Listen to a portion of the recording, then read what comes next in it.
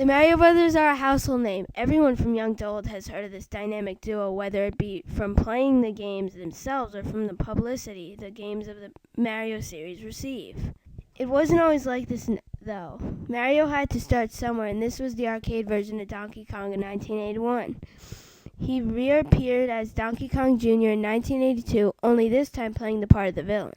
Donkey Kong and Donkey Kong Jr. became hits among arcade goers. Nintendo started development on a spin-off for Jumpman in 1983, while also giving him a new game and occupation. Mario Bros. Was released later that year in arcades, and a lot of people liked it. With the release on the Nintendo Entertainment System, aka NES, Mario became the star of a new, longer game. Super Mario Bros. Released in 1985 and is a classic, and everybody knows about it. Selling over 40 million copies, it became one of the key reasons for the success of the NES. A scrolling platform game, Mario's main objective was based off of the original Donkey Kong. The plumber had to rescue the captured Princess Toadstool, aka Princess Peach, from his new nemesis Bowser in Mushroom Kingdom. Super Mario Bros. Went on to become one of the best-selling games in history.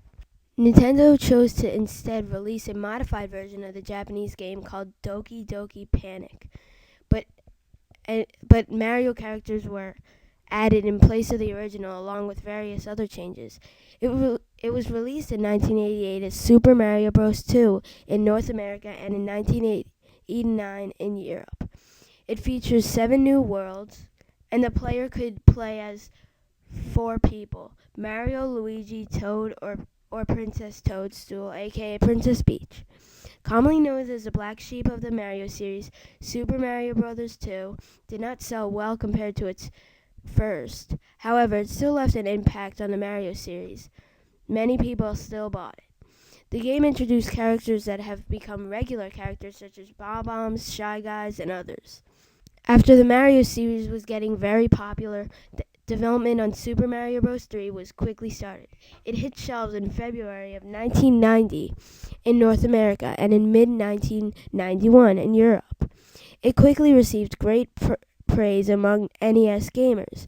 Super Mario Bros. 3 sold over 18 million copies and is regarded by some as the best game in the Mario series. It introduced a new map screen, mini-games, and a slew of new enemies for Mario and company to conquer. Gone was the Choose a Character screen for Super Mario Bros. 2. This game would be the last major Mario title to be released for the NES because the SNES came along, aka Super Nintendo Entertainment System. It was introduced in the American public in August of 1991. The SNES featured an updated and more advanced graphics engine, among other upgrades. One of its launch titles was Nintendo's Super Mario World, which also was very popular. It also sold well over 1 million copies and became a player's choice title in 1998.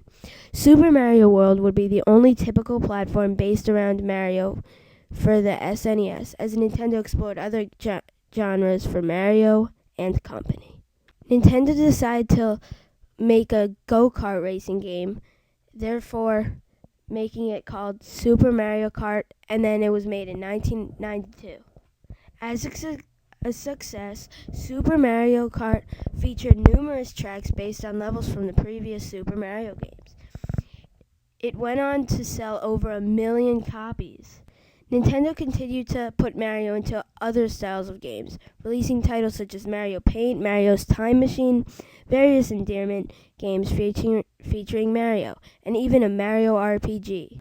Also, Super Mario Kart is the first go-kart racing game to have sequels, because there's Mario Kart DS, Mario Kart Wii, Mario Kart Double Dash. In Japan, Mario starred in various puzzle games. In 1994, Nintendo released a compilation of Mario games called Super Mario All-Stars. Also, you should know that there's a Wii game remake of Super Mario All-Stars. Anyway, All-Stars included updated versions of the first 3 Super Mario Bros. Games, and even included the Japanese version of Super Mario Bros. 2 titled Super Mario Bros. the Lost Levels. The collection sold over 10 million copies and became very popular. In 1995, Super Mario World 2 Yoshi's Island was released. While being hailed the Game of the Year by critics, it was less popular than hopes. Low sales figures were likely caused by Nintendo's focus on their upcoming 64-bit console. Next year, Nintendo released the new Nintendo 64 to the public. As usual, a Mario game was included in the launch. It was called Super Mario 64, and it introduced Mario in full 3D. It had major differences compared to the 2D games of the past. The game felt more like an adventure game. However, it still kept the feel of the typical Mario games by including familiar characters and enemies, but introduced whole new worlds. Super Mario 64 is said to have set the standard for 3D platform games and was one of the key reasons for the success of the Nintendo 64 console. There were also many other successes on the N64, such as Mario Kart 64, Dr. Mario 64, and Mario Party 1, 2, and 3. Nintendo explored other gaming platforms for Mario. This resulted in various games for the Game Boy, Game Boy Color, the new Game Boy Advance, well, it's not new anymore, but the Game Boy Advance, and even licensed a typing instruction game for PC.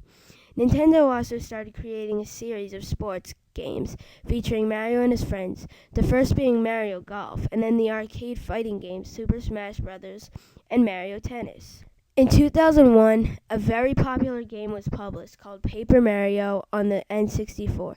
It was an RPG game featuring cardboard cutout-style characters in a full 3D environment. While not nearly as successful as Super Mario 64, it was critically acclaimed as one of the better Mario games available. The same year, in November 2001, Nintendo released the GameCube in North America. The GameCube would be the first console to launch without a Mario title in its launch lineup, opting instead for a game starring the hero's younger brother. Luigi's Mansion featured the tall one in green using a vacuum cleaner to capture ghosts in a haunted mansion. This is the first game to feature Luigi as the hero rather than Mario. There were also many other good GameCube games and one of them was called Super Smash Bros. Melee and Animal Crossing before releasing its next-generation Mario platformer, Super Mario Sunshine. It featured Mario going on missions and clean up an island that has been vandalized with sludge and graffiti. It was a critical and commercial success and touted as the best GameCube game released. Sunshine was quickly followed by Mario Party 4, 5, and 6 on the GameCube, and it was the Mario Party series from the Nintendo 64, along with various titles for the Game Boy Advance, including the successful Mario vs. Donkey Kong, which brought back the rivalry from the old arcade games. The GameCube also saw a sequel to Paper Mario called The Thousand-Year Door, and even a new Mario Tennis title and a Mario baseball game. Mario also saw hits with the touchscreen handheld, the Nintendo DS. Mario 64 DS, an enhanced port of the N64 game, saw great success. Also released were Mario and Luigi series, also Partners in Time, New Super Mario Bros., and even a Mario Hoops 3-on-3 game. The Nintendo Wii was released in 2006, and there are many games for the Wii. There's Super Mario Galaxy, Super Mario Galaxy 2, Super Smash Bros. Brawl, New Super Mario Bros. Wii, Mario Party 8, Mario Kart Wii, and tons of others. There will still be many, many other future games on the Wii of Mario. This is all the history of Mario.